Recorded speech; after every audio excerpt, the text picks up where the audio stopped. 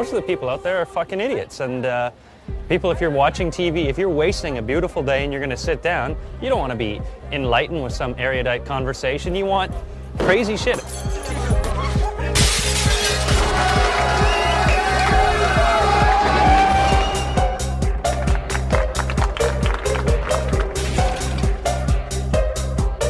Jackass trumpeted stupidity.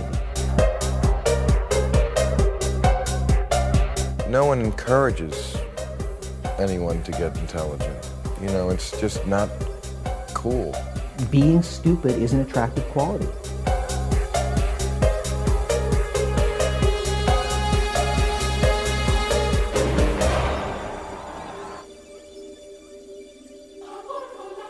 We don't accept anything on television that isn't, you know, the attention span is like 3 seconds, and it better be constantly amusing and titillating and sexual. And half the people out there are fucking retarded.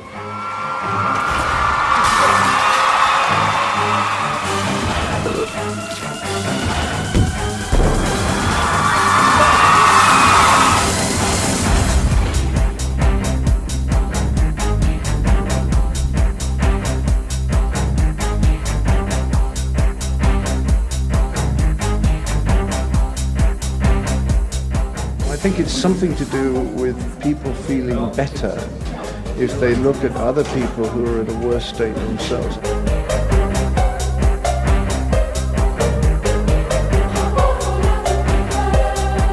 I feel that humans are the stupidest organism species in existence. I allow that there probably what we recognize as stupidity could be found in other species. But I think we've taken it to an extreme. We're in a giant car heading at a brick wall at 100 miles an hour, and everybody is arguing about where they want to sit. Stupidity is by far the greatest destructive power in the history of humanity. Well, you know, I've always been fascinated by the phenomenon of people following people who are not smart.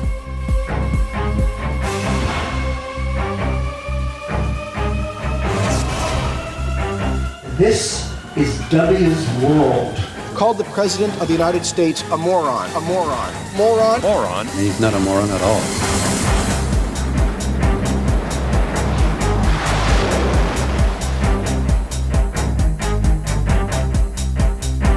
Believe me, there is no lack of ignoramuses with PhDs. Many of them teach at Harvard University. We're hardwired to be stupid. Duh. I was stupid. Stupid. Stupid. So stupid. The moron. Dumb. Stupid. Stupid. Stupidity. The dumbest. Stupidity. Ignorant. Proud of what you don't know. Everybody says, I think for myself. Nobody tells me what to think. And then when you interview 50 people who all say the same thing and all say they think for themselves and nobody tells them what to think, you realize all of these people are actually stupid. Einstein said that the universe and stupidity are infinite.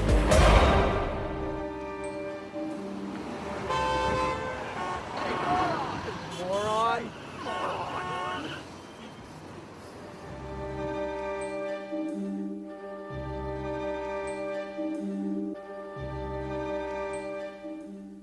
How do you know stupidity when you see it?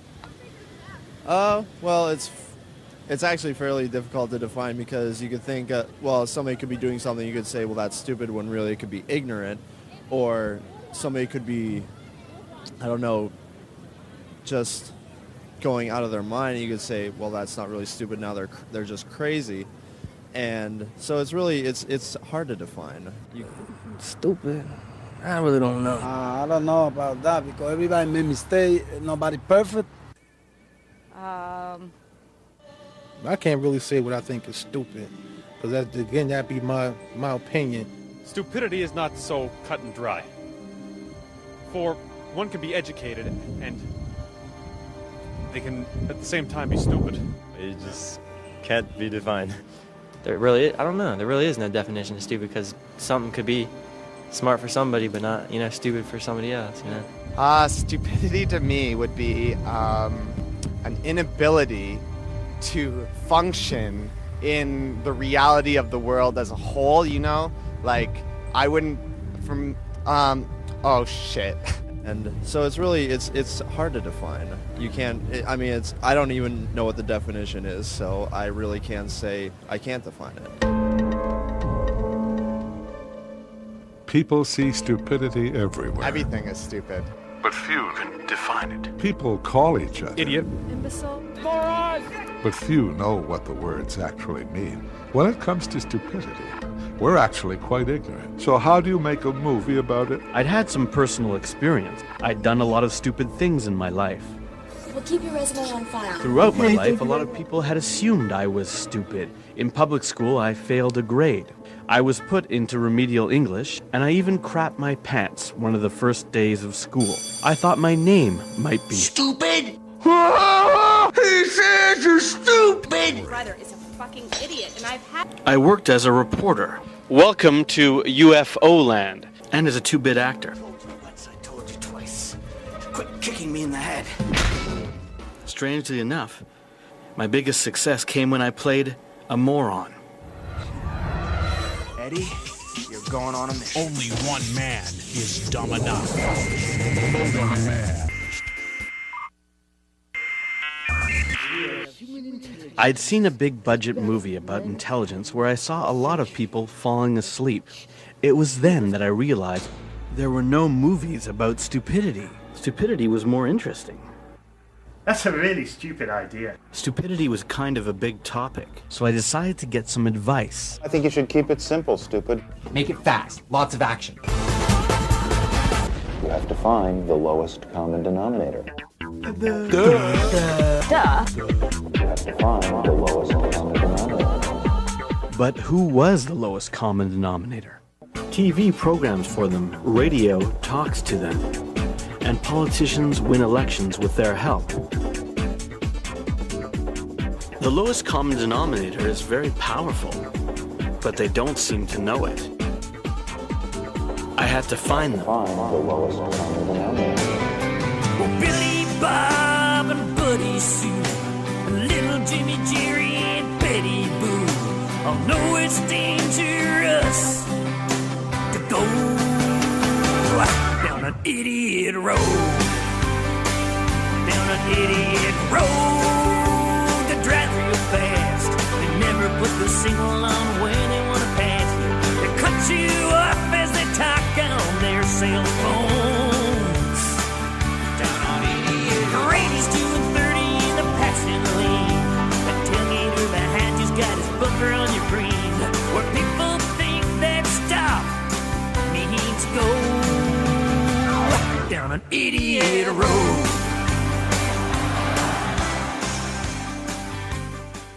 We live in a world that can make us more intelligent than ever. We have more books, more movies, more information than we could possibly use. We have incredible knowledge at our fingertips. Almost anyone can be a filmmaker, or a radio station, or an international publisher.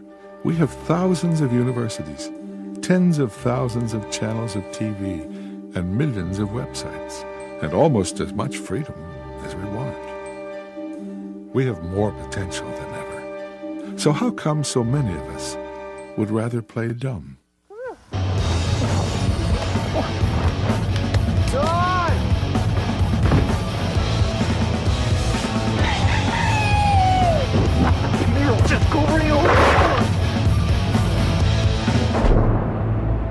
It's an acronym for fucked up beyond all recognition. So, where does it come from? As far as I know, it's a war acronym for when they, when they got to a situation and they had to quickly describe it. It's FUBAR.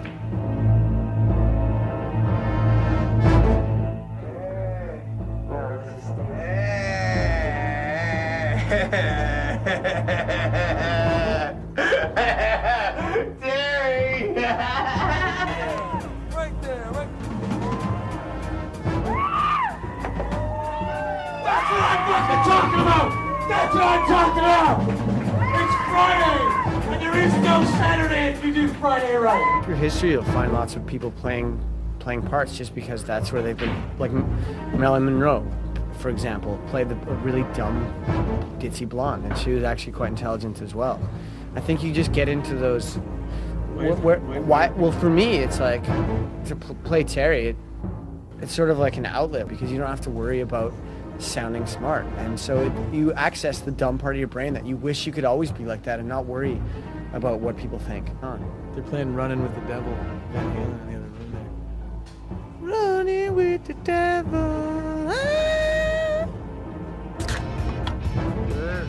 To my right nut, man. See you later, fella. I think it's like going down to the lowest common denominator at this point. I'd say because things are going so accelerated in terms of technology and in terms of our society is moving at such a rapid pace, and that people are, maxed out with like special effects, full on.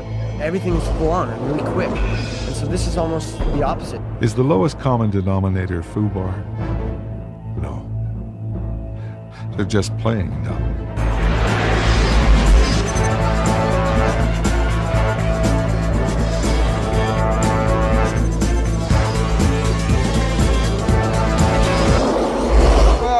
The lowest common denominator could be a number of people. It could be the family man. What's a moron?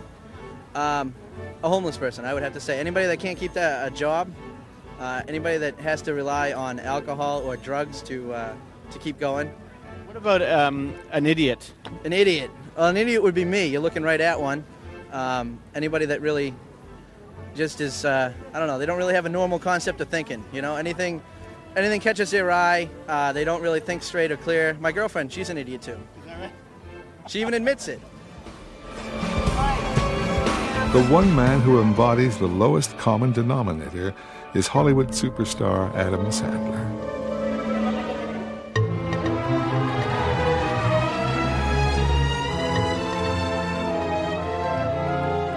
Adam Sandler is probably not dumb at all.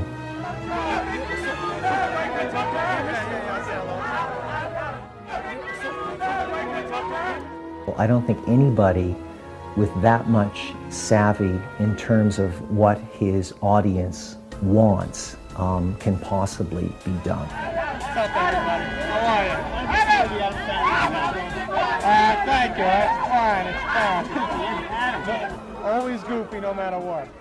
He'd been doing a very good job of concealing it until he made Punch Drunk Love, and then we realized, no, actually, this guy's a lot smarter than any of us really thought he was.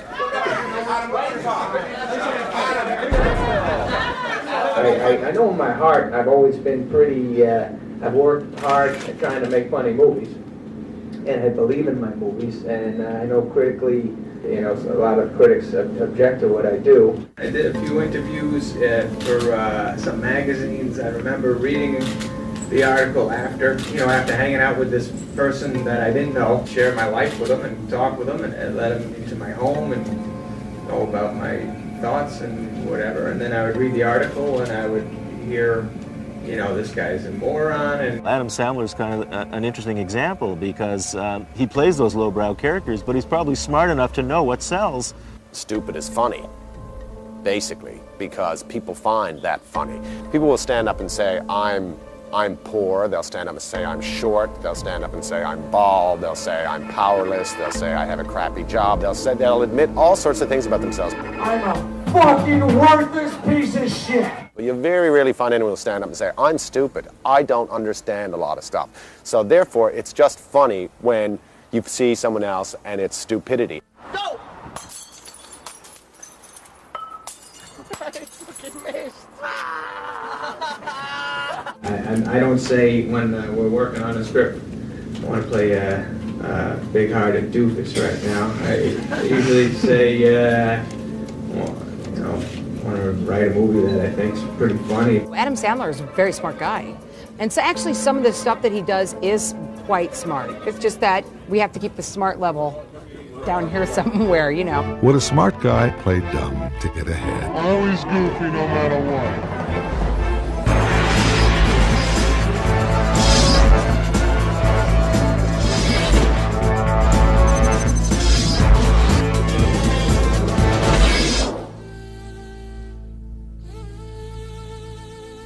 There are only 2 newspapers in the United States that have websites with more traffic than us. The New York Times and the Chicago Tribune, that's it. We're ahead of everybody else. I hesitate to say going to FARC would be where you would find out more about human nature, but I'm afraid I'm right. It's just sad but true. I think they're worried that we're coming down from some kind of a high point where we had pure news 100 years ago and we're just slowly letting it slide. My opinion on that is I don't think that was ever the case. I think, again, like I said, I think that our stupidity that's been there all along is just becoming more and more apparent. The website FARC is part of a booming trend towards chronicling stupidity in its many forms. I make a distinction, and there's two categories that are pretty close to that. Stupid and asinine are very similar, but there's a big distinction. Stupid is when one or more people do something to themselves.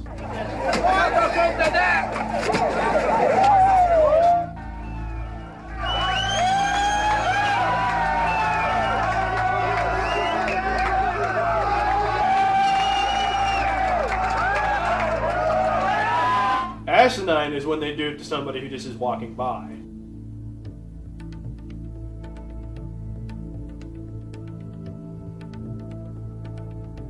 About once every 2 or 3 months, somebody somewhere in the world tries to check their gas tank with a Bic lighter. About once a week, somewhere in the world, somebody gets their penis cut off. Are we becoming a culture for dummies? Are we oversimplifying ourselves back to the Dark Ages? You know, when thinking started, with Adam and Eve, they had a choice.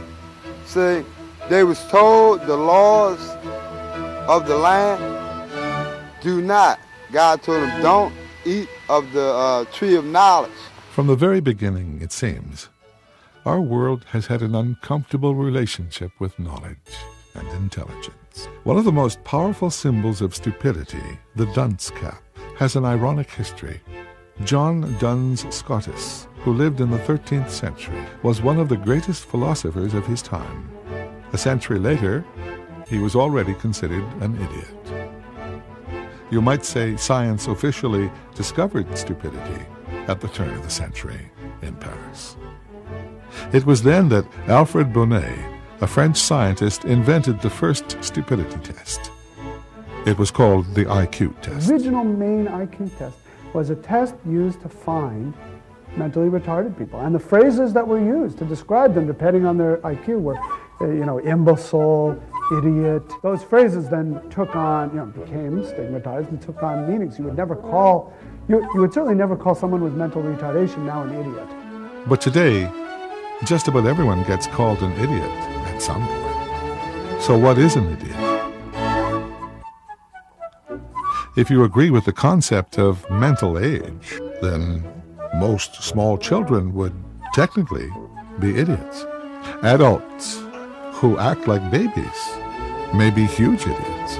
Idiots by the original Greek definition, the unelected crowd. Oh, an idiot is someone who literally doesn't go into public life. Ordinary citizens are a bunch of idiots.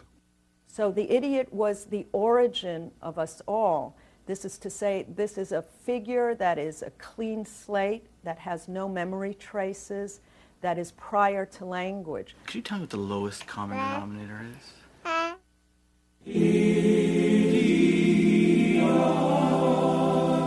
But Bonnet's IQ test also put the word imbecile on the map.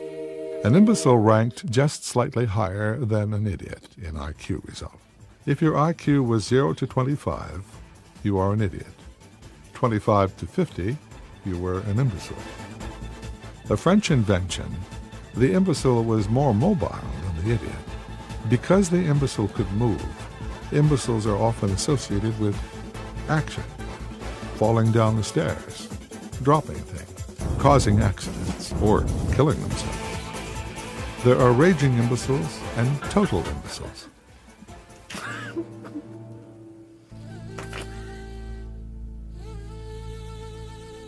So the original IQ tests were actually developed to exclude people from school. It was testing people that they felt were too dumb. But for the psychologists of the time, idiot and imbecile were not enough. So a new kind of stupidity classification was created. In the early part of the century, Henry Goddard, an American psychologist, translated the IQ test into English. It was a huge hit in America, and soon almost the entire population was being tested. And the IQ test became the dominant judge of human intelligence.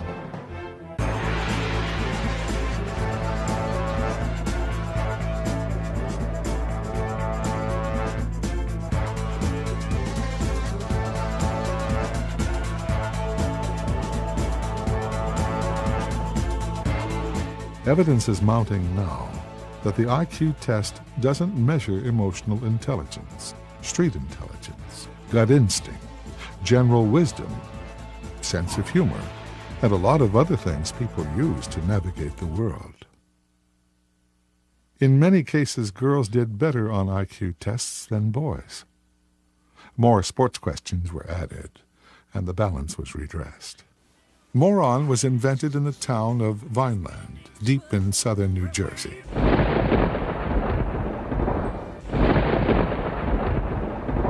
Well, on the grounds of the training school, we had a research laboratory, and that's where Dr. Goddard worked out of. So, since a majority of his work took place out of that facility, which is no longer standing, unfortunately, I would imagine that's where that term was established. Just a matter of 100 yards or so from this facility.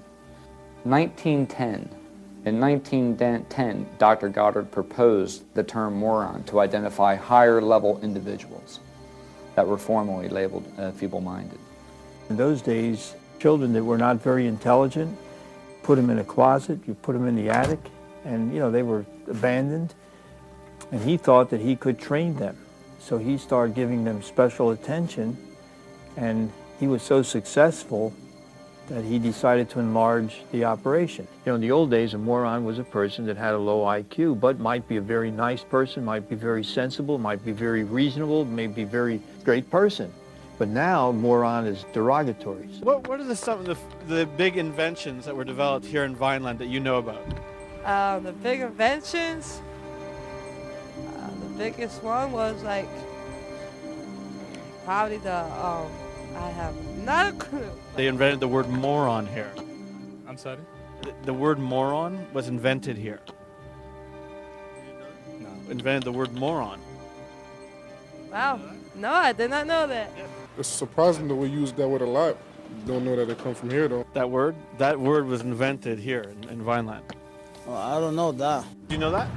Moron. What is moron? Damn, that's cool. Moron. Yeah. You use that word? You never used that word? Nah. You never used the word? You never use the word? See, that's the white folks' word. Isn't that an interesting fact that the people in Vineland have very little concept of this? I think they should give everybody a day off, make it moron day. Everybody get a day off for work. You know what I mean? Like that. Moron day, but just make a note that people in Vineland are not morons, but we just celebrate that day because the word was made up in Vineland. How does it make you feel that Vineland is the home of the word moron, invented the word moron? Kind of stupid. I think they were trying to prove how heredity was the basis of intelligence. If your mother is stupid and your father is stupid, you're going to be stupid. It's one of these things. Goddard believed stupidity was genetic. Stupid parents would have stupid children. Goddard believed that America was being quietly flooded with morons, imbeciles, and idiots. On Ellis Island, Goddard personally IQ tested immigrants. And millions of these people were coming in every year. So the pressure is on the sociologists of those days to come up with something where they could say, yeah, this guy is okay. I mean, he does have a brain. Thousands of immigrants, many who didn't speak English, were labeled morons and deported. Later, Goddard is said to have regretted publishing his books about genetic stupidity. Although he later recanted his theories, Goddard's books were translated into German, where they inspired, among others, the Nazis. Morons were some of the first Germans sent to the gas chamber.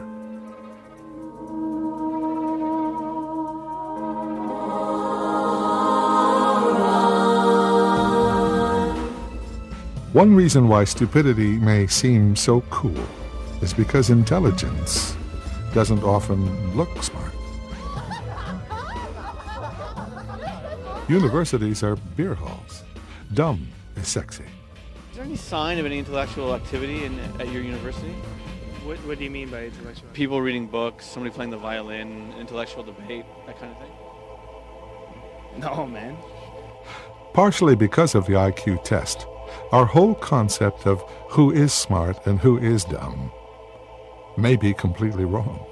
When I was in elementary school, they would give us these group IQ tests. And when the school psychologist would come in the classroom, I would freeze because I knew what she was coming for. And I did really poorly on the test. So poorly that when I was in 6th grade, I was sent back to a 5th grade classroom to retake the 5th grade test, presumably because they thought that the 6th grade test would be too hard for me. And the result was that for the first 3 years of school, my teachers had low expectations for me because, after all, I was stupid. And they treated me like I was kind of stupid, and I acted like I was kind of stupid because, you know, you often act the way people expect you to.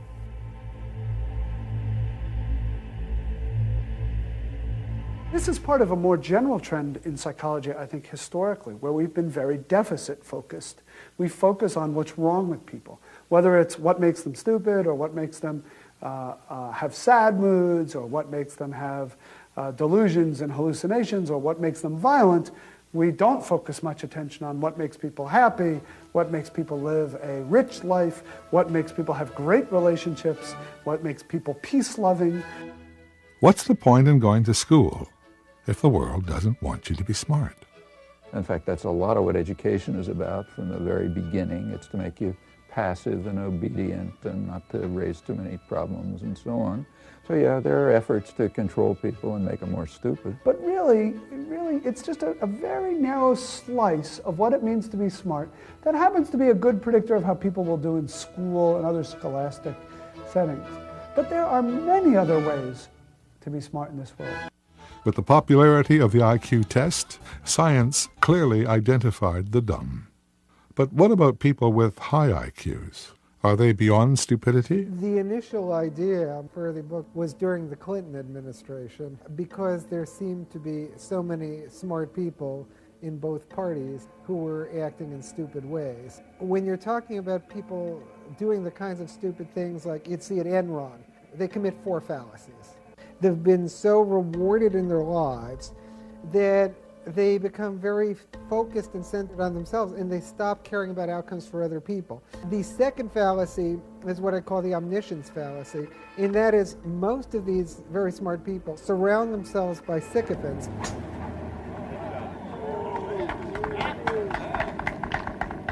They start to think they know everything. So part of wisdom is knowing what you don't know. These people, instead of becoming wise, become foolish. The third fallacy is what I call the omnipotence fallacy. They start to think they're all powerful, and they start acting as though they can do anything they want. And the fourth fallacy is what I call the invulnerability fallacy, and that is they start to think they're Superman. So if you put those 4 fallacies together, what can happen is that very smart people start to do incredibly stupid things.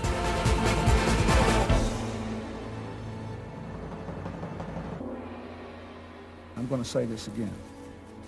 I did not have sexual relations with that woman, Miss Lewinsky.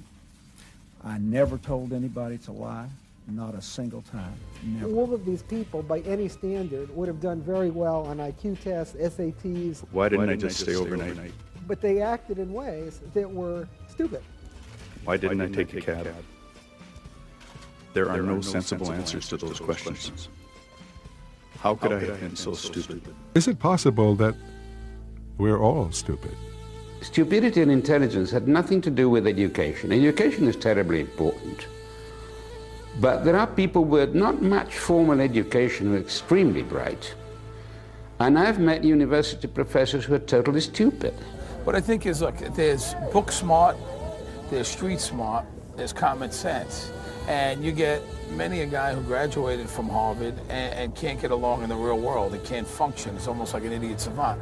And yet you got some street guy that grew up that didn't graduate high school that's a multimillionaire and owns a trucking company. You know, I know manual workers who are, I think, smarter than the people in the faculty clubs and solve harder problems. They're just happy having their 9-to-5 job. The kids jump on them when they come home. Like I said, they eat a plate of pasta. Sunday they get along with their family. I don't think they're dumb guys. I just think maybe they're the smart ones that know what they want out of life. Probably from the beginning of recorded time, people made themselves look smart by calling other people dumb.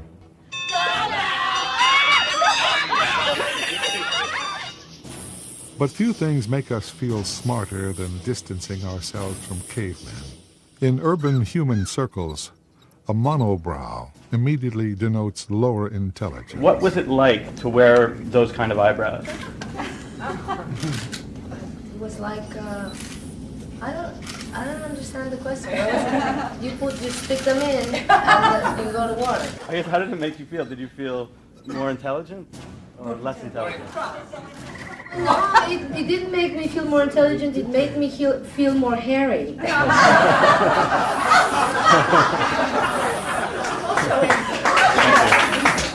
I don't know. You're welcome to try it. Maybe it'll make you feel more. Yes, I will. I used to have one eyebrow. I was stupid enough to go through the pain of plugging them, and of course now I needed them.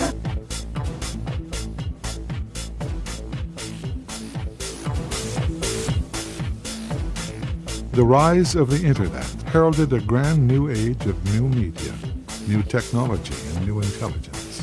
The low-cost, high-access internet is going to cause an explosion of information and officially empower intelligence. Decline of the information age. I think people want stupid media as a break from all this information influx that they're getting. You're just like bombarded with so much information anyway, so you don't really want to know about important things anymore. You just want to see, slapstick. You want to see some tits and ass. You want to see some slapping. You want to see some people hurting each other on TV. You just want it, and we're giving it to them because it's just getting easier and easier to make stuff. And it's also, on the other end of it, is that there's just so many avenues for immediate release of information. And when you're all about immediacy, you run out of things to say. And when you run out of things to say, you just say the stupidest things. Is the internet a virtual lowest common denominator? If our culture is hooked on stupidity, and if stupidity can be dangerous, should we be worried that there is hardly any research on this subject? Surprisingly, there are few books. All the academic texts ever written on the subject could barely fill half a shelf. Up until now, there's been almost no study by serious academicians on stupidity. Most of the books that have been written, and there are only about 7 or 8, are really anecdotal books. They just really give you a whole string of examples of stupid behavior. And they're interesting books, they're amusing, they're fun to read. But everybody knows there's a lot of stupidity. That's nothing new. And when you read all those books, you don't come out really having learned anything other than they're more stupid people than you realize. I've never found anyone who had a decent definition of intelligence or stupidity. We don't really know what it is, but it's there. We're scared of it. I mean, is there any systematic study of stupidity, or has there ever been? Not that I know of. Well, I had a great deal of trouble getting the book published because publishers just wouldn't touch it. 20 years ago, stupidity was an absolute taboo topic. It just was not popular at all. I liken it to diarrhea today. Nobody wants to talk about it. It's something you have to live with, but nobody would analyze it or have anything to do with it. The other thing is that it's scary, because we are all a little bit stupid and we don't particularly want to admit it. According to Marx already, stupidity was third in terms of world historical determining forces. First, as we of course know, there was capital that determined world events and world history.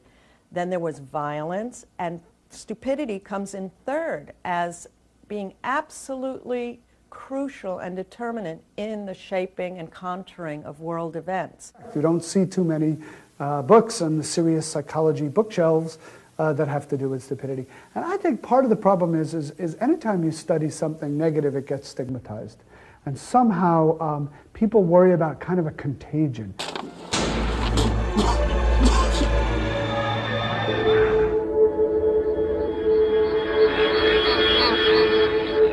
What, you think you're so smart that you can see a distance or establish a distance between yourself and stupidity? Or are you so stupid that you don't even know you're stupid?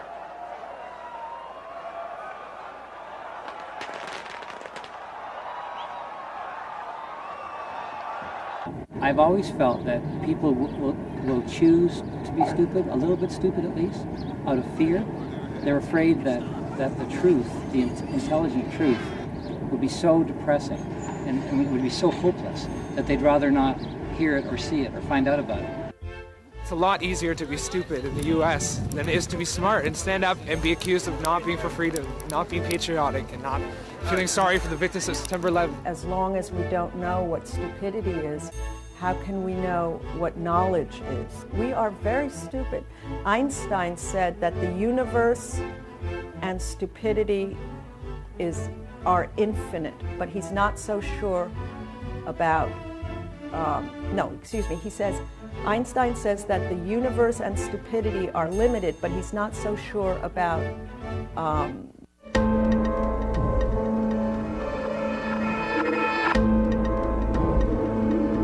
No academic research, few books, and no emergency government inquiries into stupidity. With a modern kind of energy, stupidity has gone from a taboo topic to prime time entertainment. We're living in the lowest common denominator's paradise. TV shows are competing to see which is the stupidest. And of course, the most primal concept wins. Is it possible that stupidity is not just the absence of intelligence, but a force of its own? I do think that we are becoming stupider and stupider when it comes to dating. I mean, if you look at, some of the reality shows on television and watch people going out on dates, it's absolutely astounding. There was a whole That Stupid Book, The Rules. It basically told women to be stupid. Wow. Make sure that he feels smarter. That's amazing. More interesting. Really? Because, otherwise you're going to intimidate him. Part of it is our silly pandering to the youth. And youth, as anyone with any intelligence knows, are not the smartest people. That's why they're young. They haven't learned as much. Other societies don't even have to be reminded of these things. It's just part and parcel of it that you venerate the older people because they're wiser. Duh. Programming that tries to appeal to the lowest common denominator, that's simplistic. Are you dumb? Brain. Lowest moments. Is often effective in bringing more audience to the set. Sex and violence. It's an angel. They have these intense research screenings, so if this person doesn't like this and this person doesn't like that, and don't offend that group, and don't say this, and don't do that, and don't do this. In other words, we are being spoon-fed baby food. Many people accuse the world's greatest film industry, Hollywood, of deliberately dumbing people down by appealing to the laziest, dumbest responses in all of us. Perfect bodies making perfect love in a perfect world. There are two ways in which Hollywood infantilizes the population. One is by only feeding us a diet of children's stories. But another way is by so controlling the publicity and distribution of art in general. Their power is so great that they manage to squeeze out most other forms of art. Obviously, there's a real seduction to stupidity. I guess it's the unwritten truth. That's what Hollywood actors in particular are ideally supposed to be, are blank slates. The majority of them have never finished high school, including people you would think, considering their image, would have, like people like Uma Thurman, never finished high school. She has a academic father, but there you are. It's mostly they're discovered, like Keanu Reeves, people like that. It's why part of the time they sort of foster a fake kind of book learning. It's why you'll find them in Vanity Fair and the thing Celebrity Bookshelf, you know, what am I reading now? And it's usually something metaphysical because they don't have the discipline of mind to separate, you know, things that are rubbish. And if you think about it, I mean, what is the age that you need to get discovered by? You need to be a teenager. So you really don't have time to finish your BA and then go off to Europe. You're going to be getting kind of long in the tooth by the time you come back and you're ready for your close-up in Maxim. That's entertainment. What about news? Surely current affairs are not programmed for the lowest common denominator. But first, these government press releases read by a fashion model. Headlines. In the United States now, they're starting to lay music beds on news stories, which was verboten for many, many years, but it's becoming more and more show business all the time. And it's the type of thing that the average viewer, although people are pretty TV literate now, might necessarily notice that there's violins playing in the back during that news piece. The media is about dumbing down. The media is about simplifying. The media is about the 20-second soundbite. I've worked as a journalist for various different media, broadcast and print. And every different magazine and newspaper will have a different rule that they tell you about the age level of their presumed audience. And it's always much younger than the adults you know to be reading it. So in certain extreme cases, I've been told you're writing for a grade 8 audience. At more sophisticated newspapers, I've been told you're writing for a high school audience. I know for certain broadcasters, I've been told you're writing for grade 10 audience. They're terrified of alienating viewers or listeners, and they know that if there are too many words people don't understand, they're going to flip to something easier. The most successful program format on cable television in America is what? Wrestling. Wrestling is the most successful, and that's why a lot of the panel shows and discussion shows of television are based on wrestling. It's survival of the most psychotic. Well, I think the worst thing that TV does to you is make you think you're more powerful than you are. It makes you assume that all this information coming to you, you must be important, you have to decide something, you have to decide. No, you don't. The big lie is the world's a more increasingly complex place. The world's increasingly complex. No, it isn't. Real TV's been on for how many years? You know, you want to see someone get gored by a bull. You know, you want to see a monkey in a diaper. You want to see crazy stuff. Suddenly, you know, you realize you're sitting there, your mouth feels like cloth, your chest is covered with potato chip crumbs, you got a sour feeling like you've been, you know, sleeping on the floor, you're all alone, you don't exactly know what you've been watching for all this time, you've been vaguely alarmed and vaguely aroused, but you're frustrated because there's been no release. That's a really crummy feeling. And, you know, as bad as it is for adults, it's positively criminal to subject children to that kind of thing. I think you want entertainment. You don't want to, you know, have some journalistic probing, you know, changing the world with enlightenment. You know, we like to think that we're that smart, but we're not that smart. We're still stupid flesh monkeys. We haven't evolved to this point that we think that we are. We still like to watch retarded things happen on TV. I think a lot of the dumbing down of films is really done in the conference room at the studio. Hollywood, I think, knows how dumb people really are, and they're catering to it. And guess what? It works and it makes money, so hey. As for dumbing down, that's done very consciously. So, for example, again, take television. The programs are geared to the interests of teenagers. Why is that done? Well, because of studies that indicated that brand loyalty is established pretty young. So therefore, you want to gear the programs, you want to dumb them down to the level of children, because then you can trap them. You're going to trap them into a kind of brand loyalty, and then you don't have to worry about them too much later on. There is a sort of a worship of stupidity. The stupidest thing possibly I've seen in my life was Jackass the movie, and I laughed. I just think that Jackass was a more kind of outrageously stupid phenomenon. I mean, it celebrates its stupidity, and it trumpets its stupidity. And that's also part of, I think, the culture that we're living in today.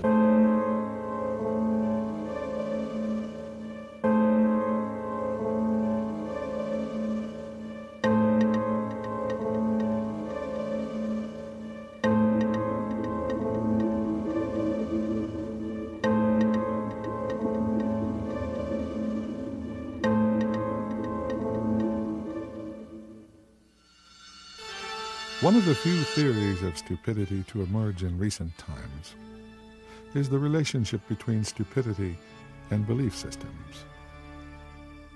Basically, human beings don't really know what's going on.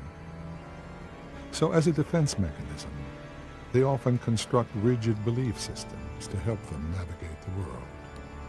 Everyone has a belief system, which I call a schema, and because of this belief system, people process information deferentially, meaning if it's information that confirms the schema, they take it in. If it's information which challenges the schema, they reject it. So if a person is involved in a course that's detrimental to his own best interest, he will not process the information that is indicating that.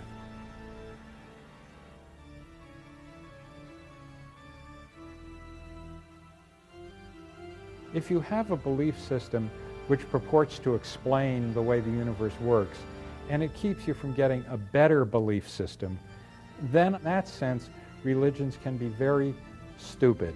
They know what God wants. They know what Allah wants. Christians know what the Lord is telling them to do. Orthodox Jews know everything too. The idea that we have the right answer. According to the left, the right is stupid. According to the right, the left is stupid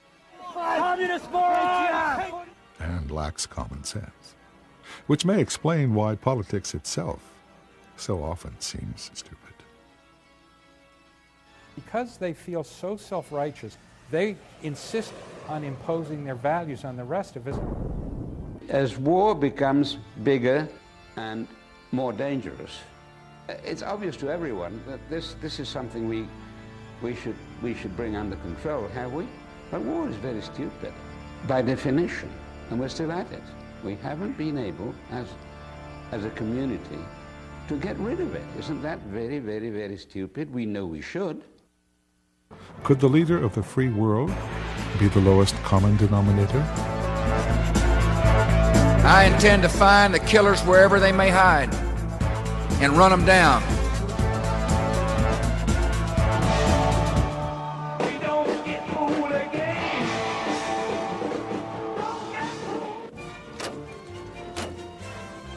George Bush is not my ideal leader.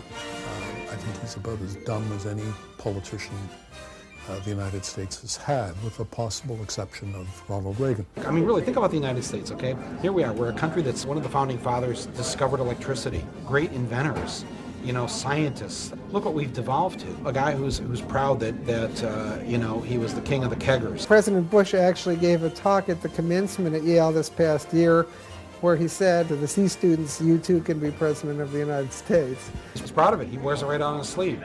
Stands up and says, yeah, I was a C student. I was just a big party boy. Let me say something about Bush and Bushisms.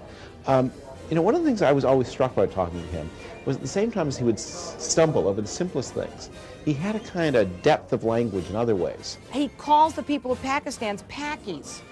I don't think there was ever a moment where it was normal to elect intellectuals to public office. But intelligence has never seemed to be a requirement. We have a president who prides himself on his bluntness. He, therefore, exults in certain propositions. This will be a monumental struggle of good versus evil. That don't add up. They don't make sense, but they sound firm. And it's a struggle between good and it's a struggle between evil. The media will not raise any of the rational questions that real journalists would raise for a rational population of citizens of a democracy. For example, the axis of evil.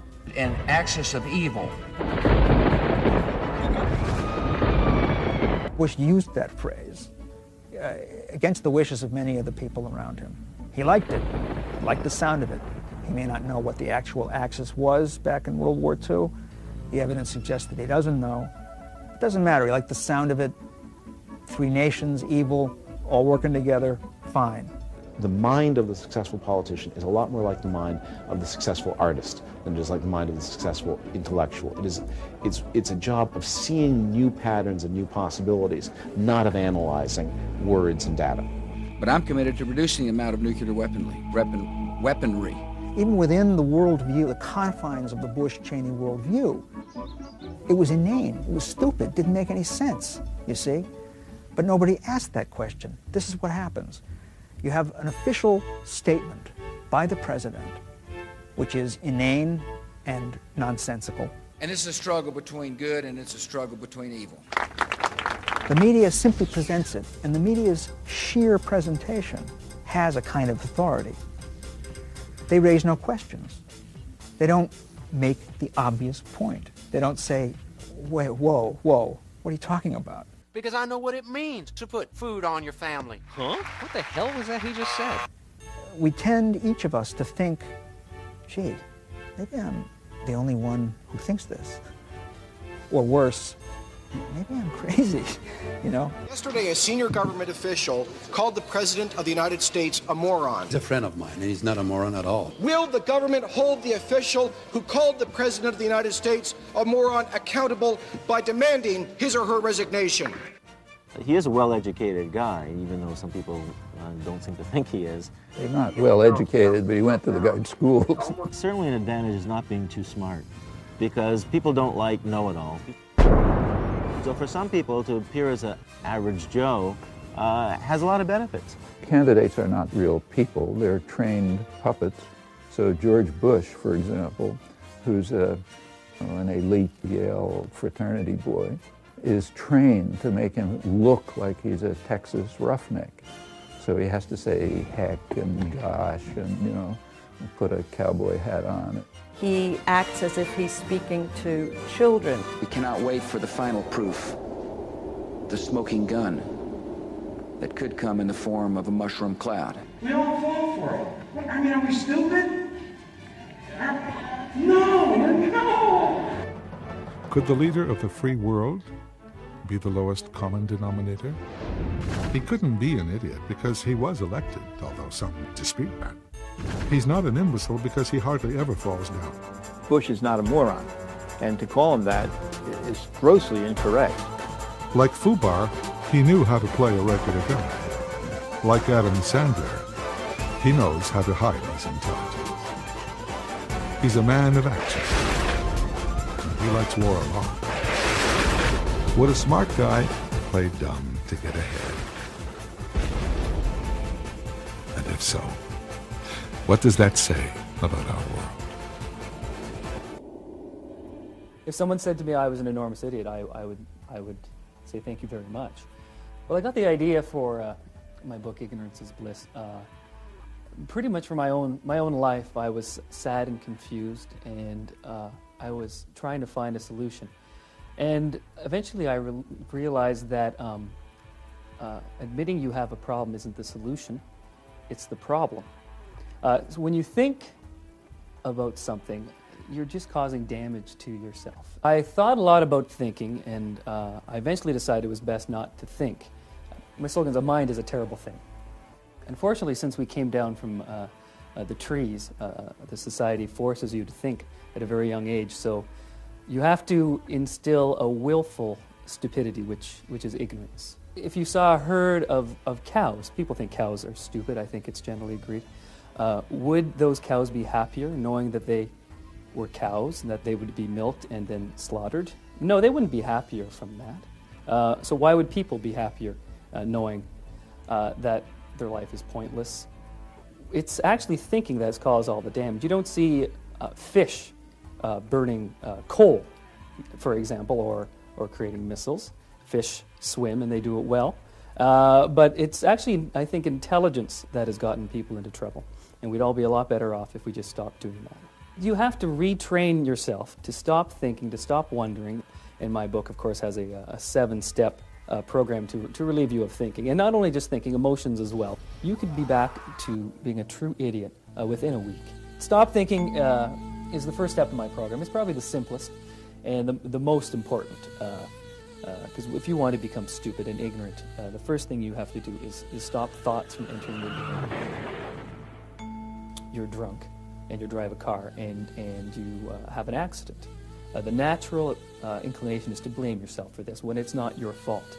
And when you blame yourself, then you start thinking again. So you have to stop that. Instead, you shift the blame to things like the bar, forcing you to drink, car companies for creating cars that can damage telephone poles, and especially the telephone companies for putting telephone poles on the road which you could run into. Once you let go of emotions and you stop thinking, then you have to stop feeling things like love. If you build walls, they will be stuck outside forever. Most people think that challenge is good, but challenge is bad.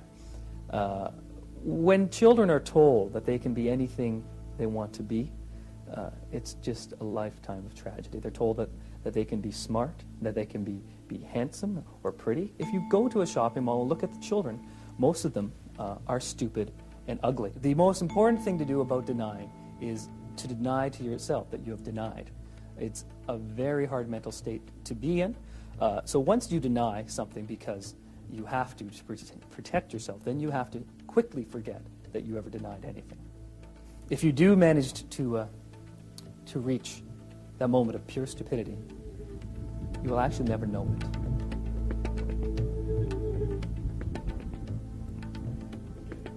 What have we learned today? When it comes to stupidity, we may be a little ignorant. As ordinary unelected people, we may be a bunch of idiots. We really don't know what's going on, but we need to pretend we do. Even the smartest people can be stupid, and sometimes the smartest are the stupidest. Why would a smart person want to watch a stupid documentary? I don't. Because some people who think they're smart are probably stupid, and some people who act stupid are probably smarter than they appear. With so much blatant stupidity in the world, why has there never been an intelligent investigation? I'll tell you. I don't know.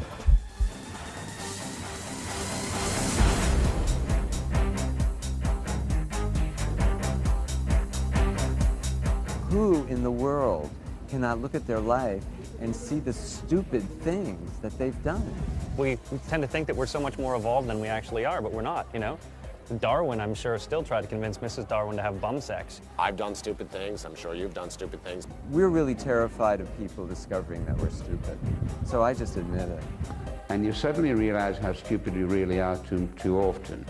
But once you get familiar with it, it becomes interesting because you start getting more comfortable with the whole idea. It's interesting to me how ashamed most people are of just being.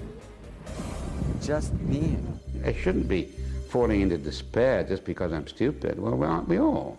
The lowest common denominators are the viewers, not television itself. First you have to, I think, as a person, just knock it off with yourself and admit what a doofus you are. Doofus at all. I was stupid. I'm stupid. Stupid. So stupid. The moron. Dumb. Stupid. Stunned. Stupid. Stupidity. That's dumb right there. Duh. Dumb. Stupid. Stupidity. And then, I think you can start to get wise then. Really?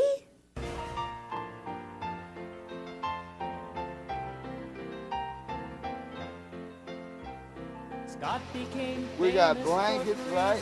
We had to shake the snow off. Cardboard sucks the water. Columbus made history, thinking some island was in General Custer's a national hero for not knowing when to run. All of these men are famous, and they're also very dumb.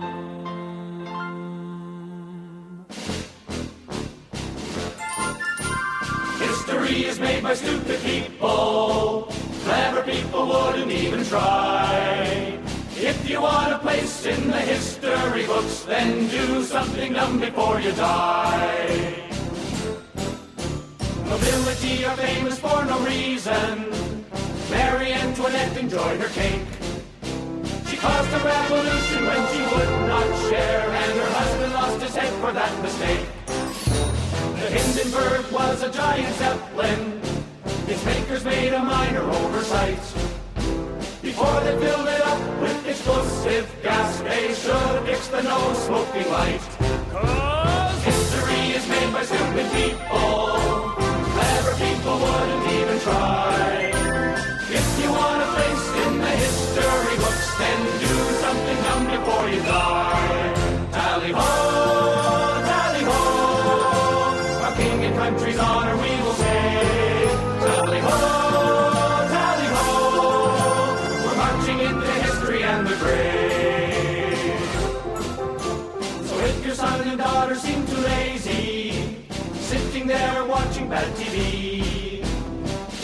remember you should be quite grateful.